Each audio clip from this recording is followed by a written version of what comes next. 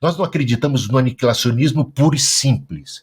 Nós acreditamos que há, sim, cada um vai receber segundo... Olha as palavras de Jesus. Cada um vai receber segundo o bem ou mal que praticou.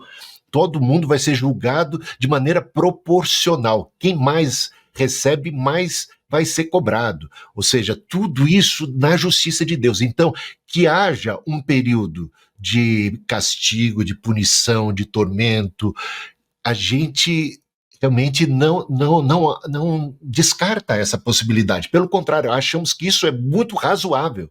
Cada um vai cumprir devidamente a sua pena, mas chega um ponto que acabou, vai ser aniquilado, não é uma pena eterna. Começa agora o BTcast. Teologia é nosso esporte. Muito bem. Começa mais um BTcast, o de número 579. Eu sou o Rodrigo Bibo e não quero ser aniquilado. Ou deveria, não sei. Olá, eu sou Marlon Marques, pastor da Igreja Metodista Livre aqui em São Paulo, e eu estou no aguardo da morte da morte. Boa. Eu sou o Bispo Hildo Melo, da Igreja Metodista Livre, e eu tô aqui para defender que só Deus é imortal. Olha aí, o que é imortal não morre no final. Mas Deus é imortal ou é eterno, hein? Porque o Highlander também é imortal, mas isso é uma outra discussão, né? Gente, estamos aqui com dois bispos. Aliás, tu é bispo, Marlon, ou é pastor? Eu não tô muito familiarizado com a nomenclatura. Não, sou pastor. Bispo, só o Bispo Hildo. Ah, entendi. Então o bispo é tipo, está acima do pastor dentro da hierarquia da metodista, é isso? O bispo é mais um supervisor. Supervisor. O bispo pode falar melhor. É como se fosse um supervisor geral. Pelo menos na Igreja Metodista Livre. Não tem a sucessão apostólica, como na Igreja Anglicana, na Igreja Católica. Muito bom. Aliás, então já se apresentem aqui, por favor, Bispo Hildo. Acho que é a primeira vez que você participa do BTcast. Por favor, se apresente para a nossa audiência. Bom, eu sou o Bispo Hildo Melo, da Igreja Metodista Livre, e sou pastor também. A minha vocação principal realmente é de ser pastor. Eu estou, como a gente pode dizer assim, eu estou na função de bispo, que é um supervisor realmente das igrejas no Brasil e Angola. Já fui bispo em Cuba também. Olha aí, vai para Cuba. Aí você pegou e foi. Olha aí. É isso. E Marlon, refresca pra galera aí quem é você. Já participou de alguns episódios aqui, anos atrás. Isso, tive o prazer de participar do BTcast com meu amigo Vinícius Couto, da Igreja do Nazareno. Participamos de 2 episódios sobre o Wesley. E também eu participei de um episódio com o Igor e o Marcelo, sobre simplesmente cristãos, que nós lançamos um livro pela God Books, do Maurício Zagre, e aí nós participamos daquela excelente conversa de amizade, camaradagem entre arminianos e calvinistas. Muito bom, muito bom. Bem, estou com esses dois pastores aqui que defendem, isso é muito legal, porque eles defendem uma doutrina bíblica, uma doutrina da salvação, algo da soteriologia, ou melhor, do destino, da escatologia, depois vocês me corrigem aí, que é o aniquilacionismo, gente. Olha, e o Marlon mandou essa pauta e eu falei, mano, vamos gravar, porque ninguém na equipe do Bibotalk defende essa postura, que eu saiba, tá? Quem sabe depois a gente ouvir esse episódio e vai virar todo mundo aniquilacionista, mas é muito legal porque vocês dois defendem essa doutrina, então tem as bases bíblicas, as bases teológicas e práticas dessa doutrina, e a gente vai entender. Para você que não faz a mínima ideia do... Cara, aniquilacionismo, isso quer dizer o quê? Esse podcast é para você, fique até o final. Mas antes, é claro, os recados paroquiais. E nos recados paroquiais dessa semana, galera, é o seguinte, eu já vou direto ao ponto porque tá rolando a Black Insider até o dia 31/10. Pessoal, os descontos podem chegar até 40% de desconto. Mano, é o seguinte, a Insider, você já sabe, né? Tecnologia, durabilidade, eu só estou usando Insider nas minhas viagens. Inclusive, Jenny, põe na tela aí, ó. Ó, isso é eu pregando na igreja usando a minha Henley. Aliás, eu amei essa camiseta Insider Henley. Eu tô usando ela direto. Inclusive, nessa pregação aí que você acabou de ver eu pregando, eu já era a 4ª vez que eu tava usando aquela camiseta, sendo que eu passei um dia inteiro no calor do Rio de Janeiro gravando com aquela camisa Henley e ainda fui usar no domingo para pregar e, gente, voltei para casa com ela ainda no aeroporto, porque a tecnologia da Insider, essa ação antibacteriana, ou seja, anti-odor, a bactéria que dá CC, que dá o fedorzinho no sovaco, não se prolifera. Ela tem regulação térmica, então meu corpo, ele, sabe, não esquenta. E quando sua o tecido, né, da Insider, que é tecnológico, ele lida bem com o suor, então você transpira bem, você seca rápido, é sensacional. Então, é o seguinte, você vai ter um produto de qualidade, durável, que não desbota, por anos. Gente, você tá investindo na Insider para uma peça, né? Você pode... Olha só, dá uma entradinha no site da Insider, eu até tô aqui, ó. Você tem as tech t-shirts, que são clássicas, tem feminina, tem masculina, você tem a camisa Future Form, mano, que é a camisa social da Insider, sensacional. Você tem essa Henley, que eu tava usando, você tem a calça inclusive eu não tenho ainda, eu vou querer uma calça dessa, porque eu vou ter só Insider no meu guarda-roupa, a verdade é essa. Mulheres, dá uma olhada, tem coisas pra vocês também aqui, shorts Kyoto feminino, tem o wingsuit, cara, achei lindão esse aqui, tá? Você tem a camisa Polo Core, você tem a camiseta Henley, que é a que eu tô apaixonado, é um tecido mais grosso. Mano, enfim, tem as cuecas da Insider, tem as meias, tem roupa de ginástica. Aliás, roupa de ginástica, mulherada comprando, me mandando feedback das roupas de ginástica da Insider, porque, assim, realmente você consegue usar mais de uma vez, né? A calça leg, né, mantém tudo ali, não entra, se é que vocês me entendem aqui no linguajar. Cara, é sensacional. Então, olha só, já começou a Black Insider. Produtos de qualidade e você vai ter descontos que podem somar até 40% de desconto. Olha só, aqui tem o meu QR Code e o meu cupom BIBOTALK15. Que já na arrancada te dá 15% de desconto. Mas você fica de olho no site que tem outros cupons ali no próprio site que somados podem dar, tá bom? Podem dar até 40% de desconto. Ou seja, o cupom é somado a outros descontos do site, entendeu? Então navega aí no site, veja os seus produtos, fique de olho nos descontos, aplique o cupom BIBOTALK15, não esquece de aplicar o cupom BIBOTALK15 para garantir a sua Insider. Gente, essa aqui mesmo que eu tô usando, 5ª vez que eu tô usando. E como é impressionante. Não tem cheiro, não tem cheiro. Então, mano, você lava menos, dura mais. Se você lava direitinho, né? Ou seja, a camiseta, ela não encolhe, ela não desbota. Mano, é sensacional.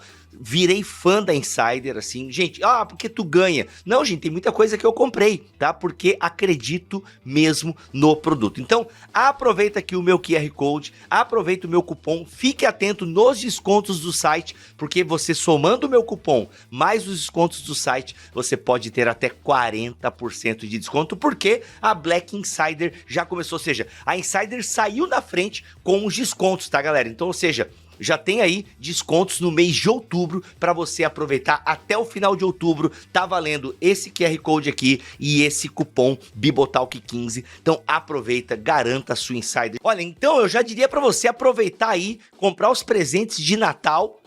Gente, sério, Natal. Mas então já aproveita a Black Insider. Já aproveita a Black Insider porque você já aí, ó, garante desconto, promoções e você já consegue garantir o seu presente de Natal aí da pessoa que você ama. Você pode se presentear, então aproveita, tá bom, gente? É isso, ó, usa o meu cupom, usa esse QR Code aqui, o link está na descrição deste BTcast e também no primeiro comentário fixado aqui no YouTube, beleza? Agora, simbora! Muito bem, vamos começar pelo começo, meus amigos. O que é a doutrina aniquilacionista? Onde ela está encaixada? Na soteriologia, na escatologia, em nenhuma delas? O que é a doutrina aniquilacionista? Por gentileza, vamos começar pelo começo. O aniquilacionismo é a doutrina que ensina que a consequência do pecado, a punição do pecado, é a morte, não um tormento eterno. Aliás, foi isso que Deus disse que aconteceria, advertindo Adão e Eva, né? O dia que eles pecassem, eles certamente morreriam. Deus não disse para eles que eles, se pecassem, se desobedecessem, eles sofreriam eternamente, né? Não foi isso. E, aliás, até ali no Éden, a gente sabe que eles foram expulsos do paraíso, Adão e Eva, para não comerem do fruto da árvore da vida, o que já indica claramente que eles não tinham a imortalidade, a eternidade. Sabe, aqueles que defendem um tormento eterno, normalmente defendem que isto se deve ao fato do ser humano ser imortal. Então ele vai ter que, de alguma maneira, ou ele vai passar a eternidade no céu, ou ele vai passar a eternidade em outro lugar, no inferno, sendo punido eternamente. Só que, veja, eles foram expulsos para não comerem da árvore da vida e continuarem, né, vivendo eternamente e naquela condição em que se encontrava, na condição de pecado, né? E Jesus Cristo, ele claramente disse em Mateus capítulo 10, versículo 28, ele fala assim, olha, não temam aqueles que podem matar o corpo, mas não podem matar a alma. Olha só o que Jesus está dizendo, que a alma pode ser morta, né? Não temam aquele que pode apenas matar o corpo, mas não pode matar a alma. Temam antes aquele que pode fazer destruir tanto o corpo como a alma no inferno.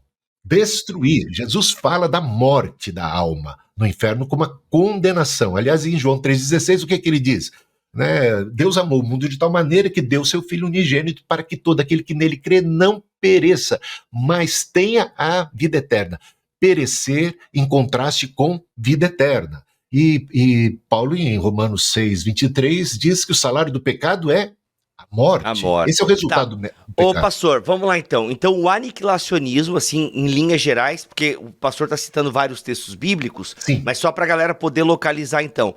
O aniquilacionismo, então, é uma doutrina que afirma que os que não estão em Cristo, eles morrerão, ou seja, deixarão de existir, serão aniquilados, por assim dizer, né? Exatamente. Uhum. E é isso que a gente encontra, sabe, em todas as páginas do Antigo Testamento que falam sobre o destino dos ímpios.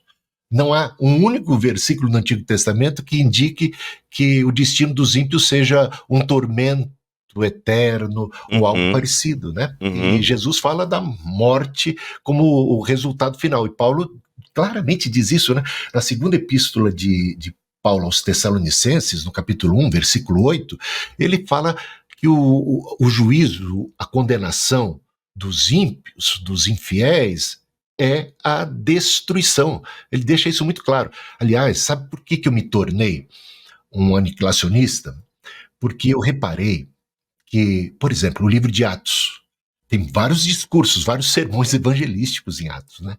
E nenhuma vez é falado sobre o inferno como ameaça, como, olha, livrem-se do inferno no sentido de condenação eterna.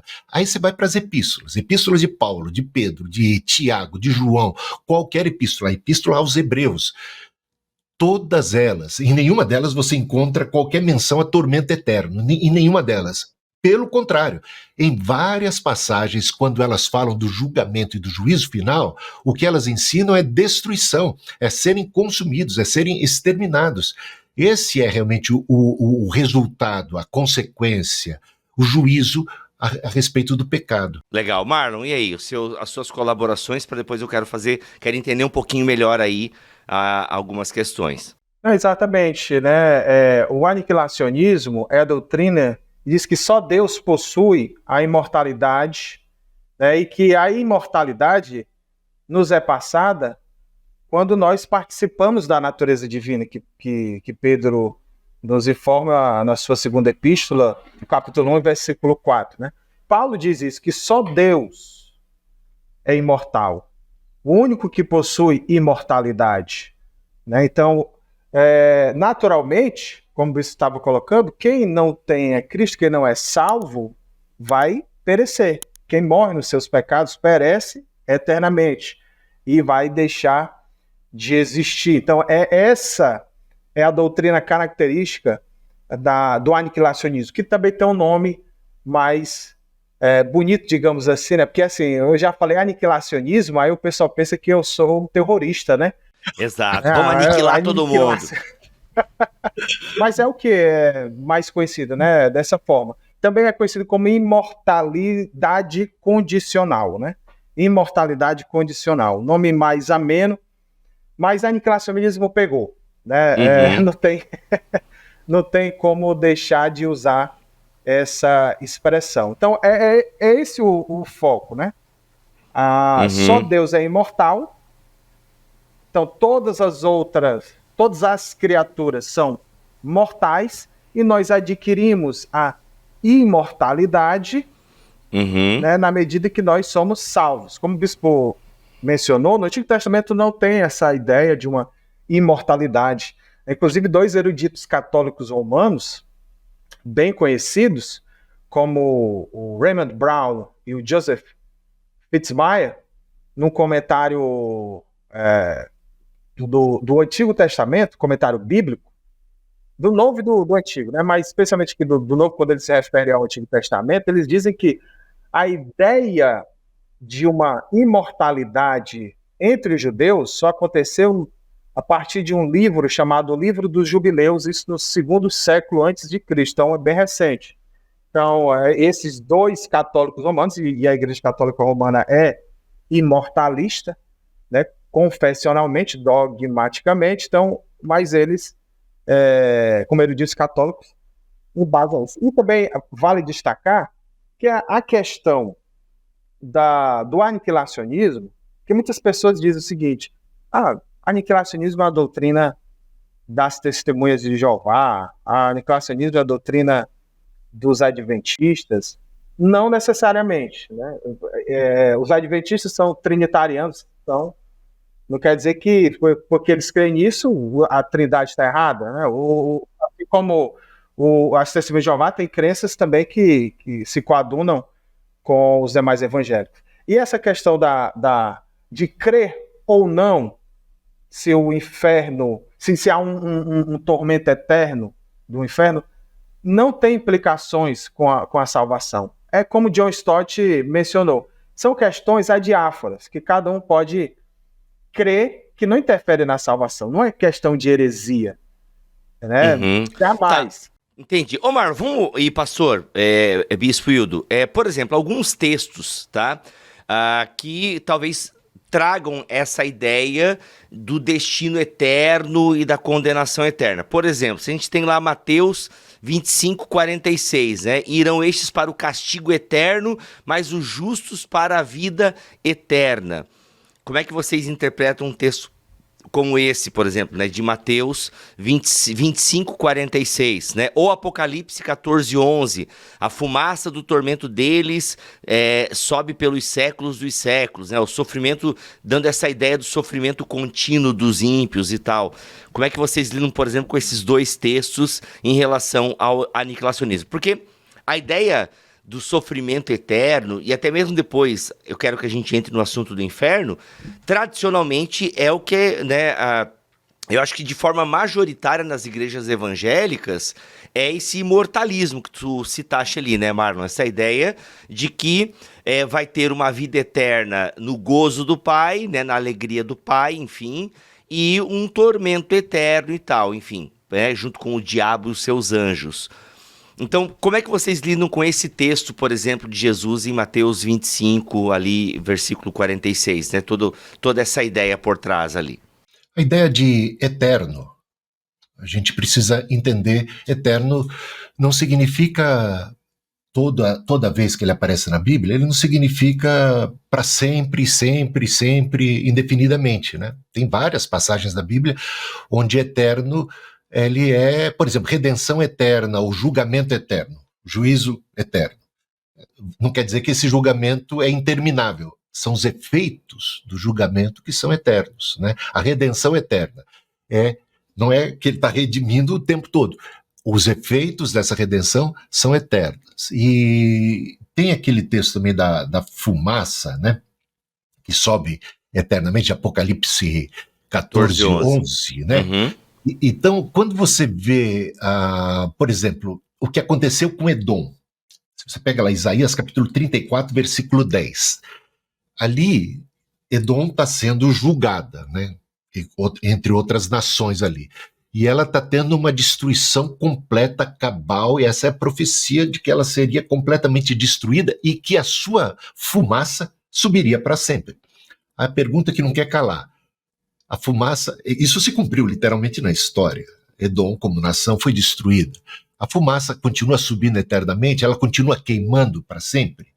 Ou seja, a gente precisa entender isso dentro do seu contexto. O significado disso é que é irreversível, que é sem volta, que foi definitivo. E isso é que se vê também na questão de Sodoma e Gomorra. E você vai encontrar Pedro tratando disso na sua epístola, vai ver Judas também tratando da questão de Sodoma e Gomorra como exemplo do juízo eterno, cujo fogo eterno, segundo Judas, o fogo eterno, né? Ou seja, fala que Sodoma e Gomorra foram condenadas, foram queimadas por um fogo eterno.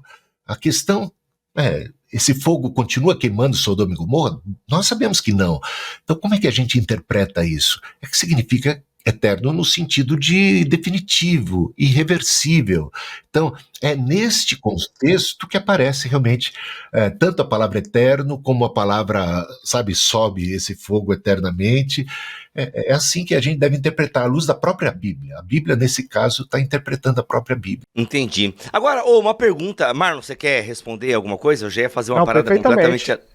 Perfeitamente, eu concordo com o Bispo. Nada a acrescentar. Ainda bem que você concorda, senão tu perde o emprego, né? Tu tem que concordar sempre com ele, senão tu perde o emprego. Ô, gente, aí, ó, porque assim, ó, vocês falando, né? Vocês estão aí citando versículos bíblicos e tal, e a interpretação que vocês dão a esses versículos, então tudo parece realmente fazer muito sentido. Mas a pergunta que eu ia fazer é, por que o aniquilacionismo ele tem essa cara assim de tipo, mano, vocês acreditam nessas coisas? Sabe, assim, acho que vocês devem sentir um pouco isso, assim, tipo, um cheirinho de herege, né? Tipo, mano, é claro, quando a gente fala John Stott, tipo, é uma pessoa inquestionável, né? Imagina, um dos grandes nomes da teologia, né? Inclusive, é tão verdade que em cima da minha mesa eu tô com um comentário do John Stott aqui, então é alguém que a gente admira, respeita e tal. E aí a gente fala... E é engraçado que a gente fala que o John Stott é aniquilacionista e defendia essa doutrina, mas parece que, tipo, não, mano, isso é muito esquisito essa doutrina aí, velho. É muito esquisito isso aí. Então, eu queria de vocês, obviamente que vocês são pessoas reais, tementes a Deus, que amam a Deus, e é muito legal isso, mas eu quero, além de vocês, eu queria um testemunho histórico. Como é que é o aniquilacionismo na história da igreja? Tem antecedentes e tal? Ou não? É uma doutrina um pouco mais recente e tal? Como é que é? Tem amparo... Porque assim, amparo bíblico, acabamos de ver que tem, isso porque vocês nem apresentaram todas as defesas bíblicas, a gente até pode voltar para elas depois.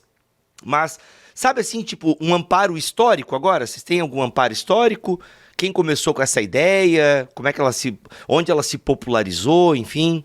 A questão mais é a seguinte, entre os pais da igreja, há vários estudiosos, né, e defensores do aniquilacionismo, Edward Fuld, Chris Dates, dentre outros, que mencionam um amparo do aniquilacionismo na história da igreja, né, com Irineu, com Inácio, dentre outros, né? A partir ali de Orígenes é que há uma intensidade muito grande de escritos mencionando a imortalidade da alma, ou seja, lá por meados do século III, né? E durante, por exemplo, a pré-reforma com John Wycliffe, né, e a reforma, William Tyndale, né, há textos que mencionam uma inclinação de William Tyndale e até de Martinho Lutero com relação a isso, né, sobre esse provável aniquilacionismo de Lutero também, né? E mais à frente e recentemente nós temos aí eruditos, né, que afirmam que são aniquilacionistas, né? Ou seja, não são muito confortáveis com a ideia de uma imortalidade da alma, como F.F. Bruce, né? Tem até uma carta de F.F. Bruce, uma carta pública a John Stott, né, sobre a defesa do aniquilacionismo, né? ele diz o seguinte, ele diz que permanece agnóstico quanto a isso, mas ele diz que não concorda com a ideia de um sofrimento eterno. É justamente por isso que você mencionou, porque essa ideia do aniquilacionismo, do inferno não ser eterno, né? Como a maioria dos cristãos é imortalista, então tem eruditos que ficam, e pessoas que ficam meio ressabiadas, né? Não muito confortáveis de se afirmar como aniquilacionista. Tanto que o F.F. Bruce, nessa carta, ele diz, sou agnóstico, mas ideia de tormento eterno não dá certo. Então ele não é sobra agnóstico. o quê? Ele... Qual é a opção que sobra, né? Porque assim, parece que... É que sabe o que é? A ideia do aniquilacionismo poxa, e a galera tinha que sofrer, né, mano? Parece que a gente queria que a galera ficasse sofrendo. Tipo, é uma coisa meio até... Desculpa, eu tô meio gripado, a minha risada... que parece?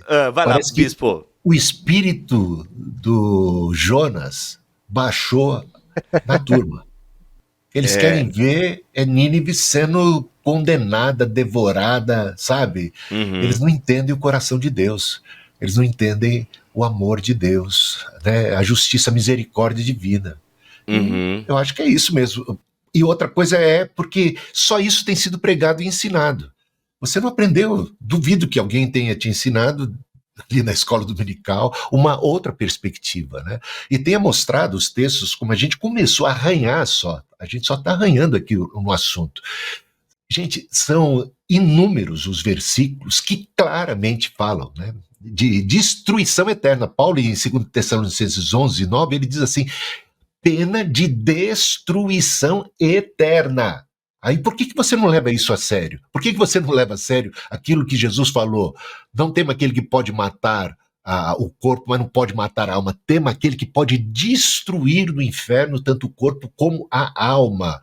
Né? O salário do pecado é a morte. Ou seja, inúmeras passagens falam sobre o destino do ímpio como a morte. Agora, o que as pessoas fazem? Interpretam inúmeros textos claros que não, sabe, eles não estão ali numa linguagem apocalíptica, por exemplo, eles não estão ali de alguma maneira sendo usados como uma parábola ou alguma coisa assim, eles são ensinamentos claros, afirmações categóricas sobre o destino dos ímpios como serem destruídos e a morte. Por que se interpreta estas passagens, que são inúmeras, como algo figurado? E aí se pega aqueles poucos textos que estão muitas vezes num contexto apocalíptico ou num contexto de parábola e se interpreta aquilo como tormento eterno, como um tormento sem fim, quando também não há nenhum versículo na Bíblia que ensine que a alma humana é imortal. Pelo contrário, só Deus é imortal, né? Só Deus é eterno. Mas, por exemplo... Bispo, desculpa te cortar. Bispo, eu vou te cortar. Tranquilo. Já fiquei íntimo aqui e já vou te cortar. Então já vou cortar com o meu... Mas assim, vamos lá. O imaginário teológico tradicional e popular, por exemplo, é o rico e o Lázaro lá. Né? Então a gente, mas o cara tá lá sofrendo. Poxa, ele tá numa condição de sofrimento após a morte dele ali. E aí, como é que vocês... Ainda que ele tá no Hades. Ele tá no Hades. Ele tá no Seol. No Antigo Testamento ou no Hades no Novo Testamento. Ele está naquele lugar ainda intermediário entre, digamos, a morte e o juízo final. Ele não está ali, não trata de alguém que é depois do juízo final. Pelo contrário, veja que a palavra do próprio rico tentando argumentar se é possível ainda mandar alguém para um profeta para poder evangelizar seus parentes, seus amigos, não é? Ou seja, ainda está em sintonia nesta era presente. Entendi. Portanto, nós acreditamos, nós não acreditamos no aniquilacionismo puro e simples.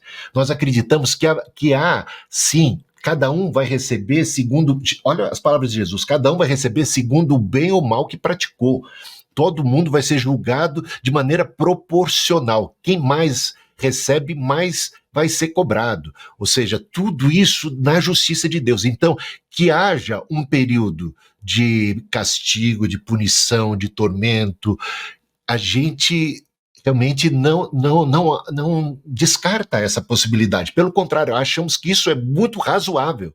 Cada um vai cumprir devidamente a sua pena, mas chega um ponto que acabou, vai ser aniquilado, não é uma pena eterna, porque senão, veja, segundo a perspectiva tradicional, o que acontece?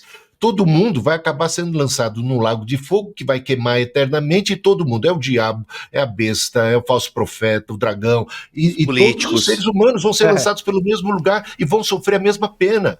Isso realmente não faz o menor sentido, de acordo com as próprias palavras de Jesus. Portanto, a gente acredita que há, sim, um período em que você vai ter, digamos, você não, vira essa boca para lá, que o perdido vai ter que cumprir a sua sentença, vai pagar devidamente de acordo com aquilo que praticou, algo proporcional, e chega num ponto em que basta, acabou, porque a gente vai ter novos céus e nova terra, e é nova criação. Não tem nessa nova realidade de Deus lugar para choro. Não pode ter uma realidade paralela onde pessoas estão sendo torturadas eternamente. Isso não faz o menor sentido. Eu queria fazer só um acréscimo, assim, pelo que eu sei das Testemunhas de Jeová, é que há um aniquilacionismo sem inferno, sem pessoas pagando, né, pelo mal que fizeram um tempo no inferno.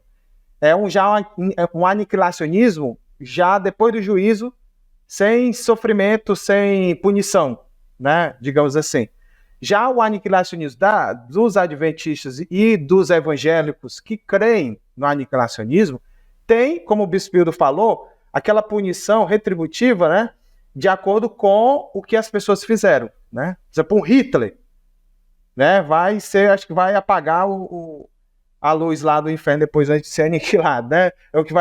É um dos que vão durar mais tempo, digamos assim, né? E é interessante que o bispo falou de 2 Tessalonicenses, capítulo 1, versículo 9, sobre aqueles que sobre a penalidade de eterna destruição. É interessante que Howard Marshall, um teólogo muito conhecido, né? Ele, inclusive, era metodista também. Ele no comentário dele de 2 Tessalonicenses, que se não me engano tem em português pela Vida Nova, ele, nesse comentário, que é de 82, 83, no começo da década de 80, é o comentário de bolinhas, aquele azul. Isso, é dele mesmo, né? tem na coleção, Dele mesmo, olha aí. Então, nesse comentário, no começo da década de 80, quando ele escreveu em inglês, ele afirma que ali não quer dizer, ali não quer dizer que o aniquilacionismo, né, que vai ser extinta, né, a pessoa. Não quer, ele não defendia. Mas só que depois, anos depois, o Howard Marshall, ele, em 2007, na verdade, no seu livro Aspectos, né, da Expiação, ele faz uma correção, ele diz que naquele livro, né, do comentário de 2 Tessalonicenses, ele não cria, né, no aniquilacionismo, né, numa forma aniquilacionismo, mas que agora passa a crer, ou seja, ele se autorrefutou, né, se corrigiu. É interessante isso. E Gordon Fee, também bastante conhecido, né, um teólogo, no próprio livro também pela Vida Nova, ele menciona isso, naquele livro... Entendes o que lê? Também tem... Não, isso, mas no livro Paulo, o Espírito e o Povo de Deus, ele menciona que, com base na revelação do Novo Testamento, o cristianismo crê na ressurreição do corpo e não na imortalidade da alma. Então são só alguns teólogos, além do John Stott, que o John Stott é aquela carteirada que a gente dá, né? Mas é que tá, sim, John Stott creu e pronto. Só que trazer a ressurreição é um bom argumento, eu pergunto pelo seguinte, porque tem aqueles que serão... porque todo mundo vai ressuscitar, né? Uns para a salvação, outros para a condenação. Isso. Então, mas o Gordon Fee, ele é um aniquilacionista? Ou ele só está defendendo a ideia da importância do corpo, que são coisas distintas, né? Não, porque da ressurreição do corpo. Ele menciona o seguinte: o cristianismo crê na ressurreição do corpo, não na imortalidade da alma. Concordo. Ou seja, ele não crê na imortalidade da alma, que a alma é a imortalidade. Agora, crê que todos vão ressuscitar, e aqueles que ressuscitam para a glorificação vão continuar existindo. Aqueles que ressuscitam para a condenação vão ser exterminados. Mas ele fala isso, o Gordon Fee? Não, ele menciona só isso. Crê na ressurreição do corpo e não na imortalidade. Porque se ele não crê na imortalidade da alma, Então ele não crê que a alma vai continuar existindo para aqueles condenados. É assim Eu acho que ele não está dizendo isso, Marlon. Eu acho que ele só está defendendo a existência corpórea do indivíduo. Sim, Entende? mas na medida que ele fala que não crê na imortalidade da alma, então ele crê que a alma pode morrer, digamos assim. Sim.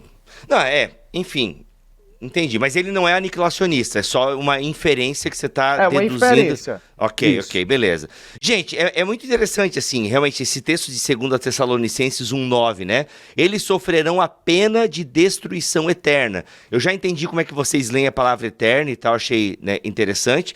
Agora, voltando ali, em Mateus 25:46, né? E irão estes para o castigo eterno, mas os justos para a vida eterna, tá? Ou seja, aqui o eterno, a palavra eterno, tanto para os justos quanto para os injustos, por assim dizer, é a mesma palavra, né? Ou seja, parece descrever a duração. Como é que você... Eu não sei se vocês já explicaram esse texto, Bispo, e eu não prestei atenção, me perdoa, mas, por exemplo, igual esse lance aqui, né? Esses irão para o castigo eterno, mas os justos para a vida eterna. Ou seja, a palavra eterna aqui parece corresponder, né? À eternidade do castigo e à eternidade da vida. É porque eterno aqui também não quer dizer a qualidade da vida também, né? Você não precisaria só interpretar ou ficar fixo na ideia de que não acaba.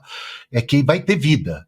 O que Jesus veio trazer? Vida e vida com abundância. O que o outro vai deixar? O outro vai ter também uma punição eterna, um castigo eterno. Ele vai estar alijado da vida eterna, vai estar alijado desta vida, eternamente, definitivamente, para sempre, como você quiser. Então a interpretação seria nesse sentido, ou seja, eterno tanto para um lado como para o outro. O resultado é que um terá vida para sempre, eterna, ou a qualidade dessa vida, sua relação com Deus, e o outro vai estar apartado de Deus eternamente, vai ser exterminado ou condenado definitivamente, irreversivelmente. Assim como o fogo eterno que destruiu, digamos, Sodoma e Gomorra. É também chamado eterno. A destruição vai ser eterna. Então, o castigo é eterno no sentido de destruição também eterna, definitiva, para sempre. Não precisa ser um tormento, uma angústia, um sofrimento, porque Deus não é sádico. E qual seria a razão para que a santidade de Deus tivesse que ser assim...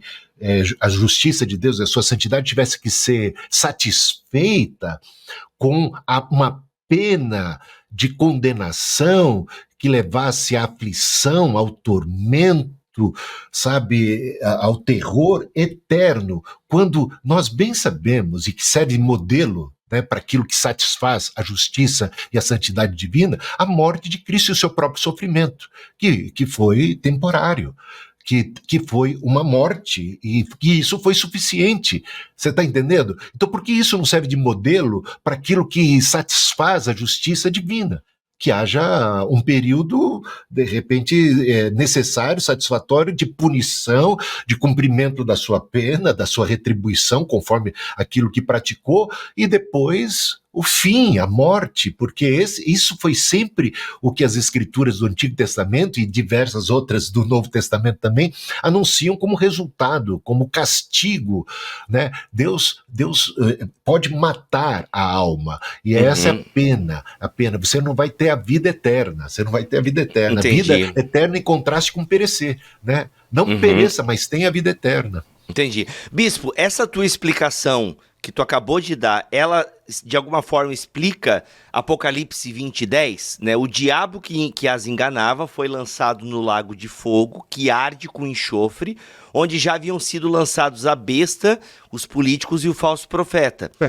E eles serão atormentados dia e noite para todo sempre, né? Ou algumas traduções colocam pelos séculos dos séculos. Dos séculos. Então, a ideia dos séculos para sempre pode ser muito bem interpretada nesta era, nesse período, até aquele juízo final. O que acontece no juízo final, né? A morte e o inferno são lançados nesse lago de fogo, e esse lago de fogo é chamado do quê? Da segunda morte. Então, é interessante você notar que o tormento ali específico foi destinado a diabo, ao dragão, é a tríade do mal, não é não? Olha lá, é o dragão, a besta e o falso profeta. Essa trindade maligna, esses seres que a gente poderia, que eles representam todas essas hostes da maldade, da malignidade. Então, estes ali são ditos que estão sofrendo esses tormentos pelos séculos dos séculos, até que a gente chega naquele momento do juízo final, onde a própria morte e o inferno são lançados nesse lago de fogo, que é chamada segunda morte. A segunda morte. Você sabe que Geena, né, que, aliás, tem 4 palavras na Bíblia que são traduzidas por inferno, e por isso causa muita confusão. Você sabe muito bem disso, né? Inferno é algo difícil de definir biblicamente falando. É difícil de definir. Então, Seol e Hades, que a gente pode chamar do reino dos mortos, inclusive Jesus desceu essa mansão dos mortos, digamos, esse mundo dos mortos, e não quer dizer necessariamente inferno. Inferno, a palavra inferno, que é muito mais apropriada para Geena, que era um local que existia no sul de Jerusalém, quando Jesus, num contexto de Jerusalém, no contexto judaico, onde eles bem compreendiam que aquele lugar, o Vale de Inom, era um lugar de matança, onde aconteceu a matança, os reis sacrificaram ali, o Manassés, por exemplo, sacrificou ali seus próprios filhos, crianças eram sacrificadas, então ficou um lugar de horror, um lugar de barbaridade, um lugar amaldiçoado, onde criminosos depois eram lançados para serem ali queimados. Ali era um lugar que virou um lixão em Jerusalém, na época de Jesus. Então, tudo que era podridão, tudo que era lixo era lançado ali e o fogo não se extinguia. E Jesus pega o último versículo do livro de Isaías, que fala dos cadáveres, né? E sendo comidos pelos vermes, cadáveres ali. Isaías, capítulo 66, acho que é o último versículo, cadáveres sendo comidos por vermes e um fogo que não se apagava. Então ali tem a figura do Geena, de um fogo que não se apaga e de vermes que comem cadáveres. E a gente sabe que isso são metáforas. Metáforas do quê? Aliás, Geena, Deus fala que ele vai ser chamado de lugar da matança. Geena é lugar da matança. Deus até muda o nome de Geena para, não sei se era Tofete, uma coisa assim, que é lugar de matança. E é metáfora. Veja, lago de fogo, verme que não morre e lançado para as trevas exteriores. São 3 figuras de linguagem, metáforas, que Jesus utiliza para falar do inferno. E essas 3, elas não casam muito bem entre si. Por quê? Porque onde tem fogo, não tem escuridão, né? Então, e onde tem fogo também, imagina um lago de fogo inextinguível, onde de repente tem um verme que não para de comer. O verme não combina com isso. Então é claro que isso aí é metáfora, tem que ser interpretado de maneira adequada, né? Não, exato. Essa passagem de Apocalipse 20, 14, para mim é uma das mais significativas, né? Porque o apóstolo João relata, né, que então a morte e o inferno foram lançados no lago de fogo. E esta é a segunda morte, o lago de fogo. Ou seja, o inferno e a morte vão ser lançados nesse lago de fogo, que é a segunda morte. Então, se ainda houver vivos, aí sim vai ser um Highlander, né? Porque até a morte vai estar lá no lago de fogo, o inferno e tudo que há no inferno, besta, falso profeta, o dragão, os condenados. Então, por isso que isso nos leva a crer que o lago de fogo, onde a morte e o inferno estarão lá, que é a segunda morte, é a aniquilação, né, total. Uhum. Então, até mesmo, né, Marlon? Até mesmo porque depois, na descrição da Nova Jerusalém, é dito que a morte não tem mais lugar. Ela foi lançada no lago de fogo porque ela foi extinta. É isso que significa aquele lago de fogo. A segunda morte é a extinção de tudo aquilo. Não tem lugar mais para choro, pranto, gente sofrendo, e muito menos gente sendo torturada eternamente. Acabou. É uma nova criação. Isso. Olha só. Muito bom. Faz sentido. Gente, vamos lá. Sobre a doutrina aniquilacionista, a gente falou um pouquinho aí das questões bíblicas, a gente falou um pouquinho das questões históricas, tá? O que mais vocês gostariam, né? Tipo, as implicações práticas do aniquilacionismo. Tipo, assim, uma coisa que bem, vou deixar vocês responderem para eu não ficar me condenando aqui. Não, uma questão muito que eu escuto muito. Meu espírito de Jonas, que quer ver a galera queimar.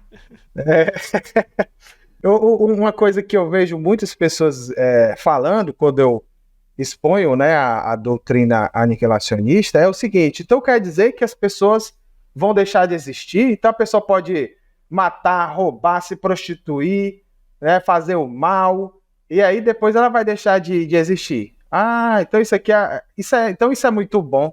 É muito bom. A minha Ó, pessoa dizendo isso. esse aí é um universalismo soft, esse daí, o aniquilacionismo. É o universalismo soft. Não, é porque Se a assim, pessoa acha que isso é bom, né? De perder a vida eterna, né? Para onde iremos nós? Só tu tens as palavras de vida De eterna. vida Ele não estava eterna. preocupado porque eu vou me livrar do fogo eterno que vai devorar para sempre, torturando. Ele estava preocupado em perder a vida eterna. Eu acho que essa deve Uhum. ser a toada do crente. Minha Sim, esposa, a gente estava trocando uma ideia sobre isso, ela falou algo que faz muito sentido. O que Deus busca? Verdadeiros adoradores que o adorem em espírito e verdade. Ele não está procurando gente que está querendo só fugir do inferno, não. Ele está exato. amigos, né? Cristianismo não é seguro contra fogo, né? Mas até porque na palavra do bispo anteriormente ali, parece que nesse espaço, Assim, né, entre a morte e, por exemplo, eu gosto da teoria do sono da alma, nesse sentido eu acho ela muito legal. Morreu, a pessoa já vai acordar no juízo final já, né? Mas então eu entendi que na doutrina de vocês, que vocês defendem, há esse intervalo, né, entre a morte física do, né, o João morreu, puxa. Então nesse momento o João tá lá recebendo a paga pelas suas obras. Eu entendi isso na fala do bispo, entendi certo? sim, isso mesmo. Há uma condenação, há uma pena proporcional. Isso que Jesus ensinou, que seria proporcional. Então, cada um vai ter que pagar pelo que fez, vai ter que lidar com a justiça, mas aqueles seus pecados cometidos, eles têm uma proporcionalidade. Uma das coisas que muitas vezes os que defendem o tormento eterno alegam é que esse pecado que nós cometemos é um pecado contra um Deus infinito, portanto, é um Deus, um ser supremo, eterno, portanto, exige uma punição eterna. Isso aí, olha, isso poderia fazer sentido na época medieval, de vassalos, de reis soberanos, né? Se você cometesse um crime contra um rei, contra uma pessoa nobre, esse crime era gravado pela nobreza, distinção daquela pessoa. Mas isso, o nosso conceito atual, presente de justiça, isso faz o menor sentido. Aliás, na Bíblia já não fazia sentido. A alma que pecar, esta morrerá, né? Olho por olho, dente por dente, independente de quem quer que seja.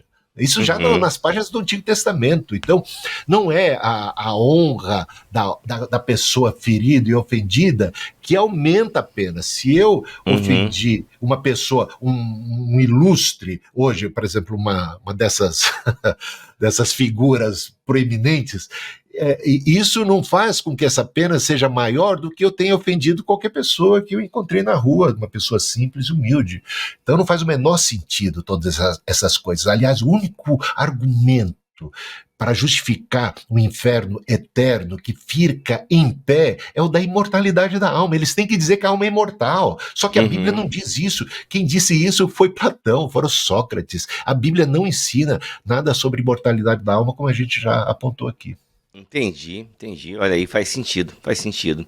Marlon e Bispo, bem, palavras finais, o que que vocês querem indicar literatura para a galera que quiser se aprofundar um pouco mais aí na... Ah, uma pergunta que vocês não responderam, ou ela foi uma pergunta muito idiota e vocês deixaram passar, e talvez eu esteja cometendo um grande erro de trazer a pergunta de volta aqui à mesa, mas o aniquilacionismo se encaixa dentro da soteriologia, dentro da escatologia, ou ela não está em nenhuma dessas áreas, assim? Que eu gosto de... Escatologia.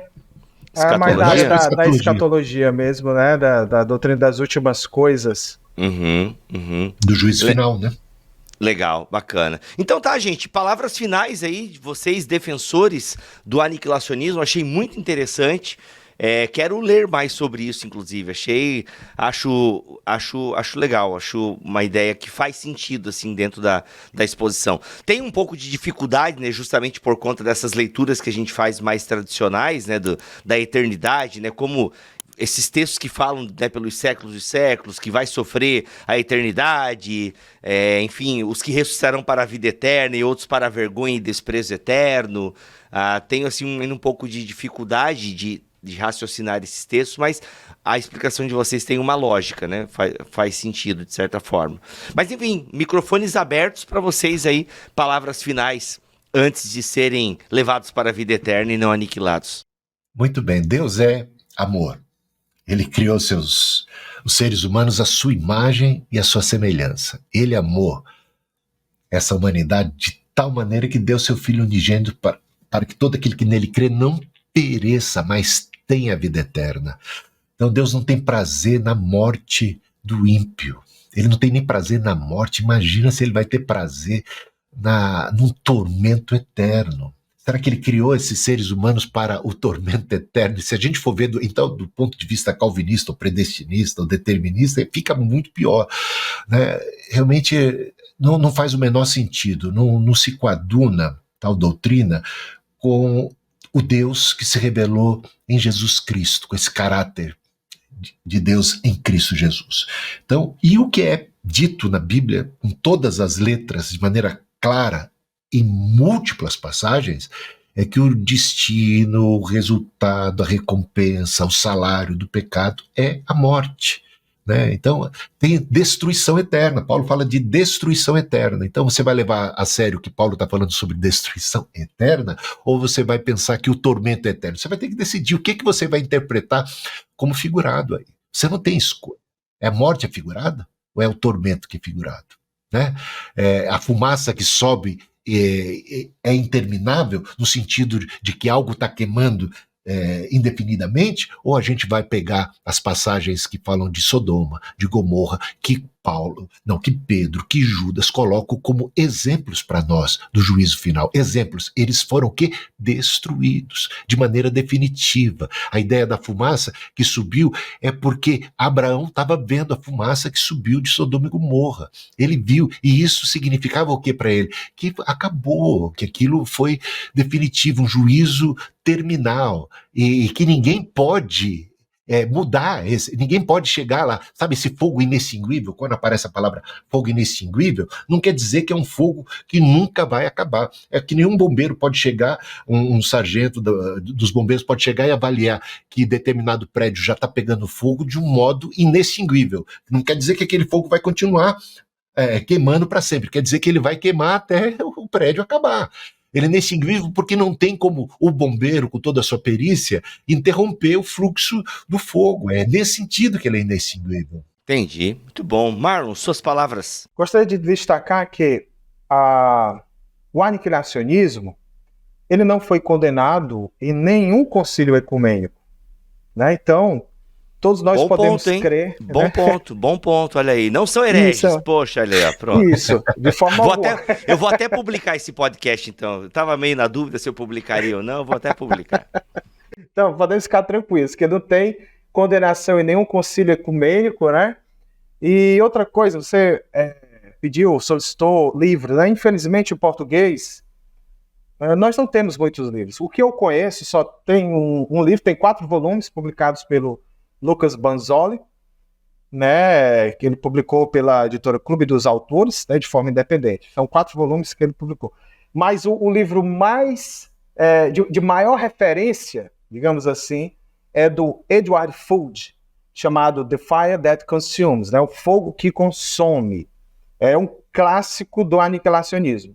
Inclusive, quem escreveu o prefácio foi Richard Bauckham, né, muito conhecido aqui no Brasil, né, publicado pela Thomas Nelson, pela Pause. Uhum. Né, então, que também inclusive, que também é aniquilacionista, né, ele prefaciou o livro. E, inclusive, 10 anos atrás, exatamente, em outubro de 2014, saiu uma reportagem do The New York Times com Edward Fuld e a galera aniquilacionista, né, inclusive o tema do New York Times, né, a matéria é de 10 de outubro de 2014. Né, que tem no destaque o Edward Fuld, atormentados na vida, no pós-vida, mas não para sempre. O condicionalismo ganha terreno. Ou seja, você vê que essa doutrina, né, ganhou muitos adeptos, né, de uns anos para cá, que saiu no The New York Times, né, um jornal Olha aí. famoso e secular. Então são essas minhas considerações e no aguardo da morte da morte. Eu tô escrevendo, eu já escrevi alguns artigos a respeito, mas eu estou escrevendo, terminando de escrever, realmente algo que pode virar até um livro, mas eu vou publicar lá no meu blog, e escatologiacristã.blogspot.com. Aliás, pesquisar lá Hildo Mello, você acaba encontrando um artigo bem detalhado, onde eu defendo essa perspectiva de maneira assim mais cuidadosa, né? Não assim, aqui a gente tem que ser bem aqui é um papo solto, né? Papo solto, claro, exato. aqui a gente arranha o assunto com mais detalhes, então você vai poder ter esse material à sua disposição. Já está no meu blog lá, pode verificar. Então tá, gente, é legal, o link para você ler esse artigo que o Bispo Hildo escreveu já tá aqui na descrição deste BTcast em bibotalk.com e também no YouTube, então você pode aprofundar um pouco mais aí esse tema, tá bom? A partir desse artigo aí do Bispo Hildo que está no blog dele e o link tá aqui na descrição deste episódio. Bispo, obrigado pela tua presença aqui nesse episódio, por esclarecer para nós aí essa doutrina bíblica, muito obrigado, cara. Eu que agradeço o convite, foi um prazer enorme. E tamo junto, Marlon, obrigado por lembrar da gente, por trazer essa pauta aí, foi muito bom ouvir duas pessoas que defendem a doutrina, trazendo ela a público aí, defendendo as suas bases bíblicas, históricas, muito obrigado mesmo, valeu por pensar no Bibotalk, por ter trazido essa pauta aí, Marlon. Eu que agradeço, é uma satisfação estar aqui no Bibotalk. Tamo junto, gente. Deus abençoe vocês. Galera, é uma perspectiva, é uma ideia. Eu tava curioso para saber mais. Espero que você tenha gostado desse programa. E é isso. Voltamos na semana que vem com mais BTcast na terça-feira e BT Papo na sexta-feira. Fiquem todos na paz do Senhor Jesus.